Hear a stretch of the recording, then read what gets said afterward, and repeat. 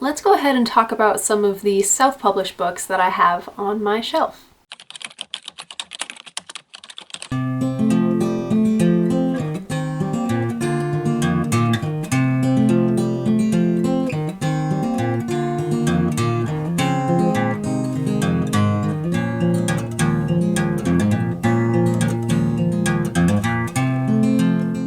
I'm going to try to make this kind of brief, but I also want to just tell you a little bit about how I found each of these writers and their works. So this first one is a poetry book by Havila Gale. It's called A Poet's Dictionary. Here's Havila on the back.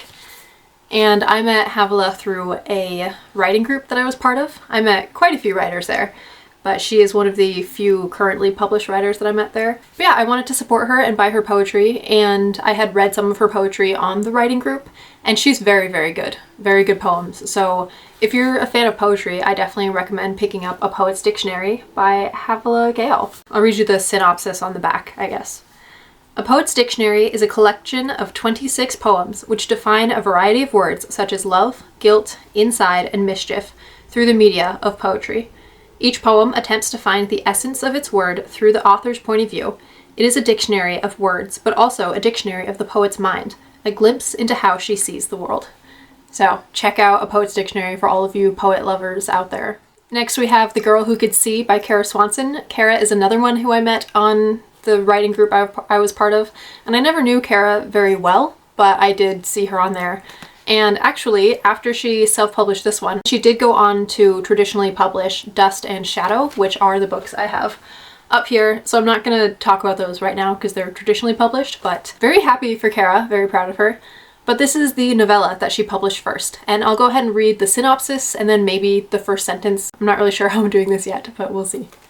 So the synopsis on the back says, all her life, Fern has been told she is blind to reality. But what if she is the only one who can truly see? Fern Johnson is crazy. At least that's what the doctors have claimed since her childhood. Now 19 and one step away from a psych ward, Fern struggles to survive in bustling Los Angeles. Desperate to appear normal, she represses the young man flickering at the edge of her awareness, a blonde warrior only she can see. Tristan was Fern's childhood imaginary hero, saving her from monsters under the bed and outside her walls. As she grew up and his secret world continued to bleed into hers, however, it only caused catastrophe. But when the city is rocked by the unexplainable, Fern is forced to consider the possibility that this young man is not a hallucination after all, and that the creature who decimated his world may be coming for hers.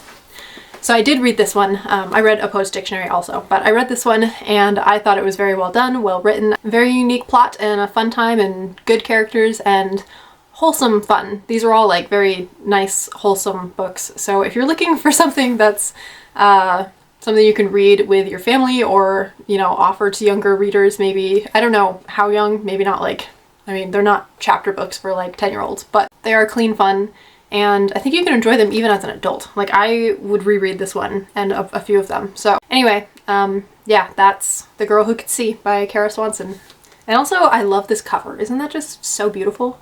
I don't know who did the art for it. Seedlings Design Studio. But anyway, I also think that that is just really gorgeous. These next two are by the same author. I met this author on Instagram. So Lorelei Jensen, we have Deadly Trials, which is part of a series, like a dystopian type series. And then One Life Changes Everything, and this is a novella or like a short story. I'm not quite sure how short it is. But yes, let's talk about those. I'll read the synopsis and then I'll talk a little bit about it. Josh never wanted to go to the hospital. He didn't even like his grandfather, but he decided that his hate for his mother's nagging outweighed his dislike for the old man. There was no way Josh expected meeting Alice, a young girl with cancer. He would never have guessed what one meeting could cause. So I helped Lorelei with editing this before she published it, and then I read it again. And it's a very sweet story, very heartwarming, very sad also, like it'll make you cry. But very, very sweet. One of those like feel good, not quite Hallmarky because it's not like a romance at all, but just wholesome and sweet and encouraging. So very nice book here. And then Deadly Trials, like I said, this is more dystopian, but I'll go ahead and read you the back. Would you risk it all? The Deadly Trials have opened up again, and many seek to pass them for exclusive access into the Nephorian abyss, a place of wonder and riches. But But not everyone seeks the fame, wealth, and knowledge buried deep within the ruins and sectors. Leah is searching for something far more precious than any metal or jewel. She never expected to drag around someone other than herself, let alone a group of people. The missing pages in his father's journal don't add up, and Cassian needs to know why. Was his dad's death more nefarious than what he'd originally thought? Following Leah in the trials would lead him one step closer to finding closure, or so he's hoping. Boredom kills Aaron. Taking on missions only dulls the feeling for a short time before becoming unbearable once again. That is, until he finds the trials. What better way to kill time than risk your life? Anything would be better than what Sebastian has to endure. Anything. He doesn't even want to participate in the trials. It's suicide since his vows restrict him from causing intentional harm to others. But it's his last chance to escape Silas. As coincidences lead them together, they have to learn to trust each other or face the trial alone. So it's been quite a few years since I read this, but from what I remember, the world building was well done and the characters were also well done. I remember really liking Sebastian. I couldn't tell you why in this moment, but I do remember liking the characters quite a bit and enjoying this book quite a bit. So check out Deadly Trials if you're looking for something more dystopian. Something, it's along the lines of The Hunger Games or The Maze Runner or something like that, but more well written than The Maze Runner. Next we have Racing the Red Moon by Ruby Gates. Ruby Gates is another Instagram author that I met obviously through Instagram or through Bookstagram.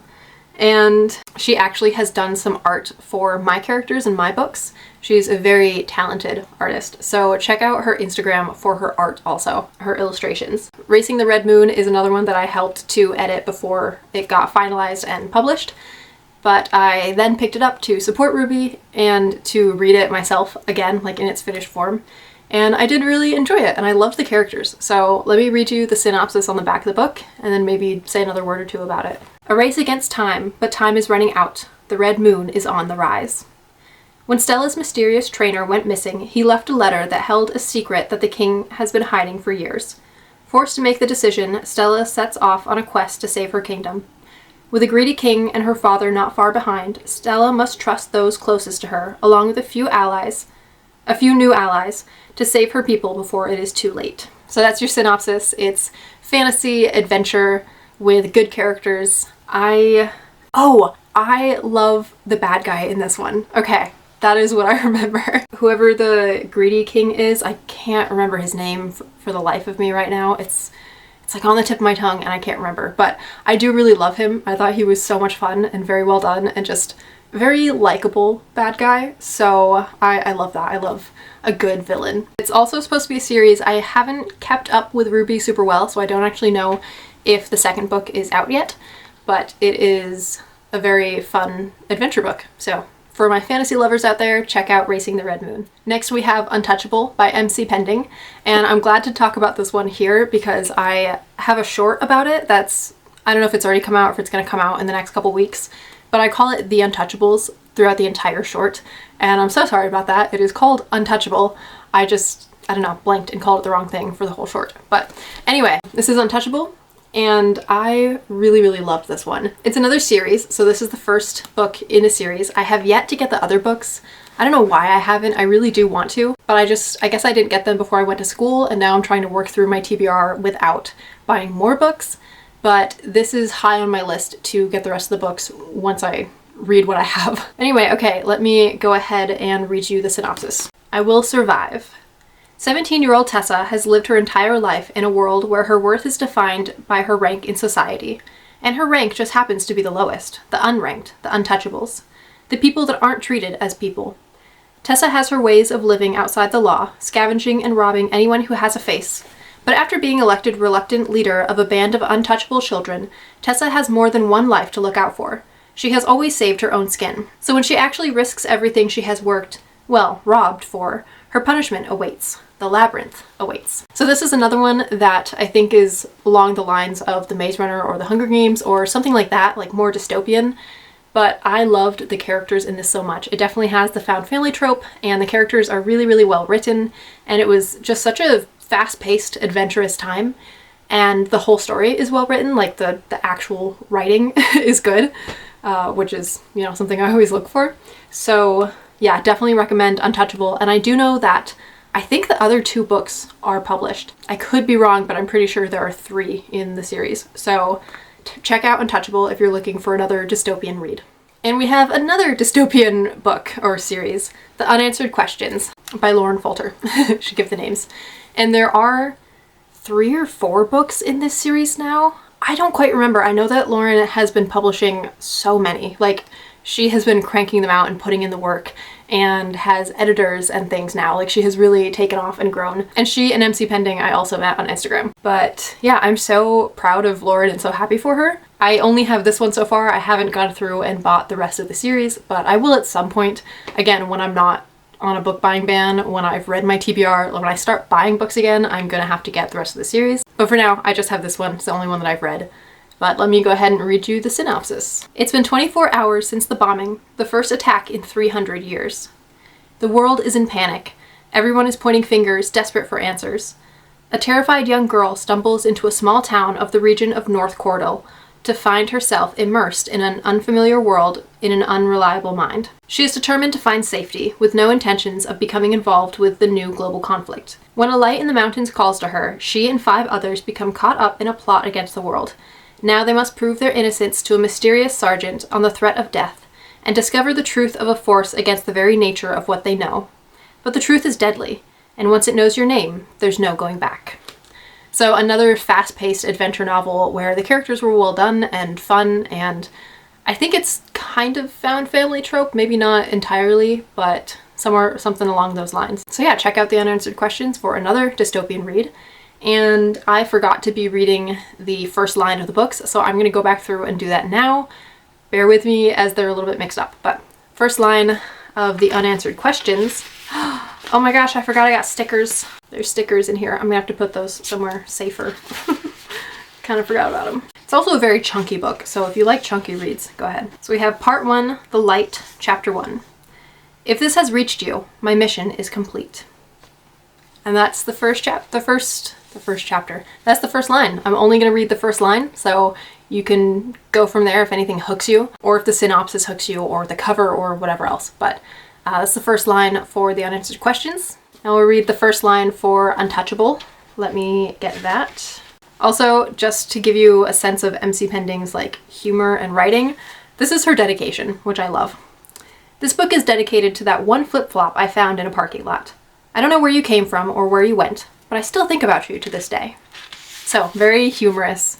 If you like a humorous book, this is fantastic. Okay, Chapter 1. And I'm going to read the first paragraph. The last one, the first sentence was the first paragraph. This is a short paragraph, so I'm going to do that. There were only 3. Just 3 people doesn't seem like too much to ask. So, if you want to know what the 3 people, who the 3 people are, or why they're mentioned, you will have to read. First paragraph or sentence of Racing the Red Moon. Okay, I guess we do the preface, which I forgot that this has illustrations in it, so that's also really fun. Yeah, so here's the preface. Find another one. Another illustration. Don't look at me. Okay, anyway, here's the first sentence or 2 of the preface. Maybe the first paragraph. We'll just read the whole paragraph. Who cares? How it all began. I swear, even if it cost me my life, even should I have to sacrifice all that I love, I will find the impossible cure to your sickness. King Quinadar pulled at his tousled blonde hair. I will lead all my men into battle and fight to the last man if it means you would be well. He sat at his wife's side and held her pale hand.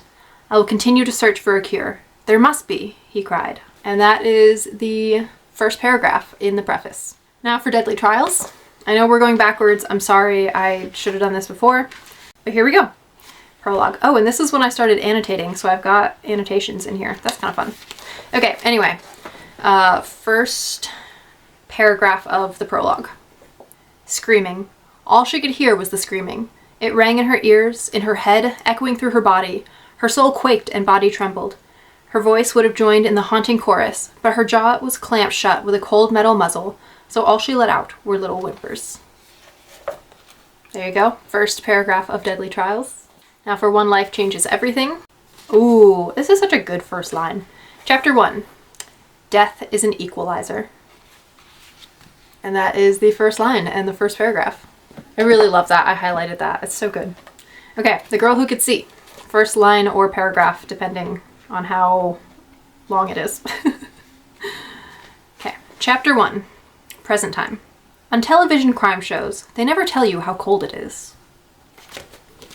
That's the first sentence. And I'm not going to do a first line for this because it's poetry. I'm debating reading a poem, but I don't know if I want to. Poetry is so scary to read out loud. Oh, here's a short one. Okay, we'll read Wistful, a poet's definition. Thoughts and pleasant memories, a touch of gentle reveries, the lightest wishes of a childish dream, yet not so deep as longing. Here there are many treasuries, but all too soon it is gone. Wistfulness speaks of brevity. Okay, there we go. Okay, now moving on. And back to where we were, the next one is Like a Feather by Naomi Kenyon, another Instagram author.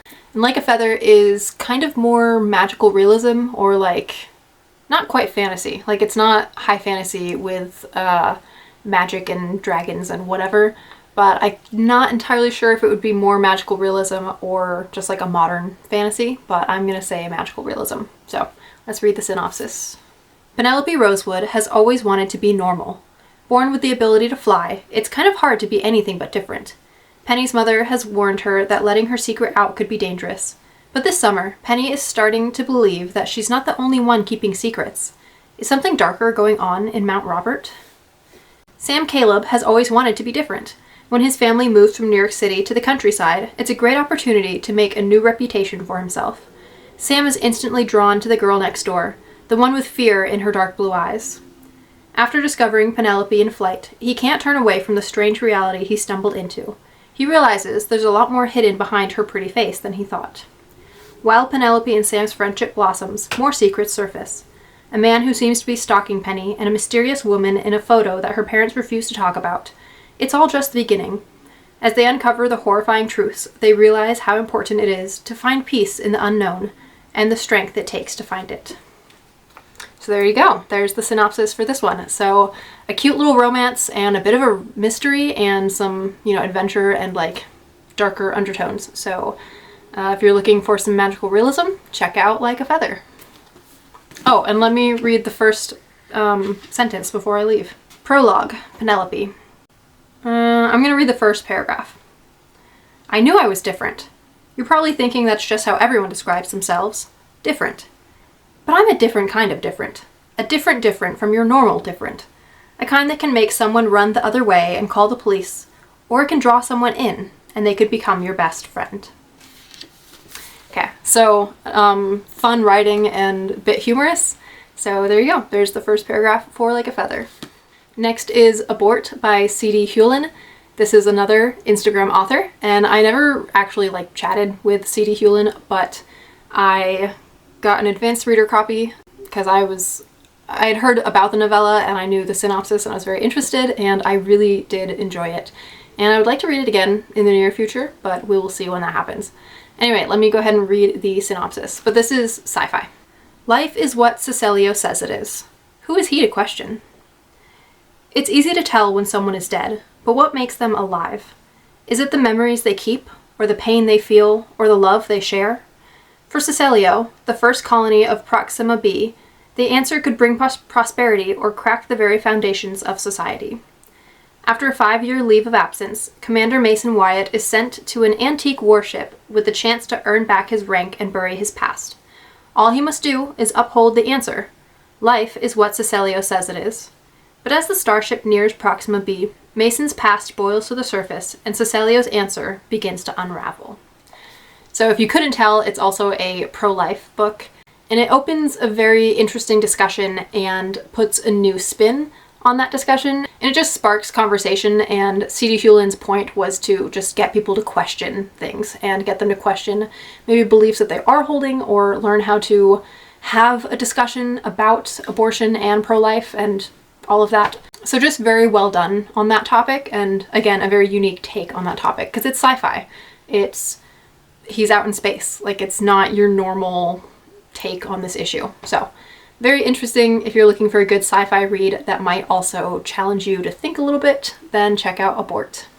And again, I keep forgetting the first sentence. So here's the first sentence, chapter 1, day 1. He breathed, and according to Sicilian Civil Code 19.73 W, he was alive again. There you go, the first sentence. This next one is called Bound, and it is by Victoria Lynn. This one I have not read yet, and I don't actually know how I found it and picked it up. I think it must have been through Instagram, but it was another one where like I didn't know cdhulen very well. I didn't know Victoria Lynn. So I haven't read it yet, but I will read you the synopsis and then we can read the first sentence together because I don't think I've read that yet. Levi Coulter is a teenage loner who is desperate to escape his abusive home life. But when that desperation finally propels him to leave it all behind, an encounter with another runaway half his age completely derails his plans. Casey Gage is so innocent and helpless, Levi feels honor-bound to befriend and help her. With complete self-confidence, he takes her under his wing, yet when injury befalls the pair on their journey, Levi must accept help from the first people he finds. Abel and Mariah Bellworth are simple farm folk with a heart for kids and a passion for serving God. With unconditional love and gentleness, they begin to care for the two broken youngsters. Levi and Casey's troubles finally seem to be over, and they are just starting to flourish when Casey is dragged back into the abusive world she came from, causing the emotional trauma, pain, and distress to resurface. Will God answer their prayers? Or will they be forever bound by their past? So if you couldn't tell, it's a Christian novel that deals with some very heavy topics, which I think is partially why I haven't read it yet. I keep wanting to, and then I keep kind of fearing that I'm not going to give it the attention that it deserves, or I don't know. I haven't gotten to it yet. But let's read the first sentence. Chapter 1. Levi hoisted his backpack a little higher and stepped into the empty train terminal. And that is Bound. So yeah, so a contemporary fiction, Christian fiction, heavy topics. So proceed with caution, but also check out Bound. And finally, the last self-published book that I have on my shelf is my own Here's to the Underdogs. As I mentioned in a short that, again, either was recently published or will be published next week or whatever. The short will come out at some point. I do talk about Here's to the Underdogs, and I'm trying to talk about it more because I'm really, really bad at marketing my own book. And that's partially why I wanted to do this whole video and also help my other friends who are self-published and just other authors in this small self-published community. But I figured I should also talk about my own book. So Here's to the Underdogs is a Christian contemporary. It is young adult and it is very clean, like no swearing or anything, but it also deals with some heavy topics. So I will read the synopsis and then the first sentence and then let you decide for yourself whether or not you want to pick it up. Benjamin Conley is an outcast at school. His depression leads him to make a very drastic decision, but it is because of this decision that Ben realizes how selfish and blind he's been, thinking only of himself. His only true friend is Colette. That is, until he starts meeting others who are struggling as well. His small group of friends grows and bands together to form the Underdogs. By sticking together and learning about God's love and grace toward them, they are able to repay the hate they've been shown with love and kindness, starting a revolt against bullying and leaving behind them a legacy that won't soon be forgotten. So yeah, Christian contemporary, if I didn't say that. Also with the found family trope, which was so much fun. Anyway, so here is the first sentence. Chapter 1, Ben. The cacophony of voices and feet was lost to me as I traversed the crowded hallway, stopping at my locker. And there you go, that is the first sentence. And that first sentence haunts me a little bit, but I do think that the whole book is well written and the characters are done well, and it has a plot, which I struggle with so much. I struggle to write plots because I'm such a character reader and writer. My focus is always on the characters and how they're interacting and what's going on in their life. And I tend to forget that you also need like a solid plot throughout the story. But I do have a plot in this. I actually went through and like wrote it all out before I wrote the book. So there's a plot, there's good characters and good writing. Yeah, and I will stop pitching it now. So those are the self-published novels that I have on my shelf. I love supporting other self-published authors. Just kidding, that's apparently not the end. I also have Heartbreaker and Heartmender by Romas Burton, which these are not on my self-published shelf for some reason. They're on a different shelf with like some other fantasy novels, but I really need to put them up there with the rest of the self-published so I don't forget them. So they are part of a duology and Heartmender comes first, so I'm just going to read you the synopsis for this one and then I'll read the first sentence for both of them. Okay, synopsis. So on the back it says, for fans of Stephanie Garber's Caravel and ABC's Once Upon a Time, which I am a huge fan of Once Upon a Time. I just have not read these yet, so I should read these. In the land of barracks, the economy thrives on the barter of their citizens' most precious commodity, a human heart. Each year, the Heart Rain Festival is thrown for those who have become of age to trade their hearts for their deepest desires. And this year is Adelaide Tighe's year to trade. After despising Heart Rain for years, Addie endures her extraction and discovers that her heart isn't gray and dying like all the other hearts in the barracks, but bright red, alive, and teeming with power. With a warning from the extractor of hearts, Addie rushes through Heart Rain to make her choice. Trade her heart to Schism, the monster who took her brother years before, or go in search of the Mender, a mythical man said to purify hearts and save her own heart. Either decision will rip her away from the one man who has always been by her side. Knowing there is only one real choice to make, Addie jumps through Schism's red door and is thrust into a dark and dangerous realm where she is faced with making a trade she may not survive. So that is Heart Mender, and I will read the first sentence quickly. The dark, twisted trees arched high above my head, casting shadows all around me. Sweat beaded at my brow. I took my steps cautiously, knowing what was coming next. Every time I tried to outrun it, I failed. So I lied, that's the first paragraph. There's another lie for you, but there's the first paragraph of Heart Mender, and let's read the first paragraph of Heartbreaker, which again, I haven't read either of these, but they're, obviously fantasy. So here we go. Prologue. The blood-red door on the right slammed shut as the first Rainer traded their heart away. And that's it for the first sentence. So there you go. There are 2 more books. I don't know where I'm going to put this clip because I'm filming it way after. But anyway, I guess back to the rest of the video.